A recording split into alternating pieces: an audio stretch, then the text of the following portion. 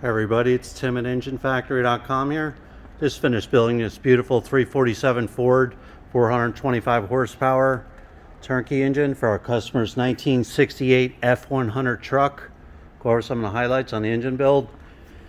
You got the 347 Ford stroker, power forged pistons in there, double roller timing chain, new timing cover, new balancer, roller lifter camshaft, aluminum cylinder heads on there.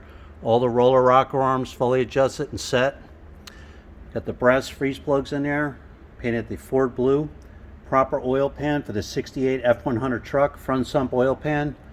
Oil pressure extension installed for easy hookup. Heavy duty Russell fuel line. Gas filter, high flow fuel pump. It's real nice blue ignition wires with all the wire markers on there. Roller rocker arms fully adjusted and set. 347 cubic inch stroker valve covers. Aluminum intake manifold, distributor set in place, MSD ignition coil, quick fuel carburetor, throttle return spring, throttle cable ball and bracket. Manifold vacuum fittings are installed for easy hookups. Proper standard flywheel, proper tooth count and balance for the 347 Ford and the 68 F100 truck. Pilot bearings installed.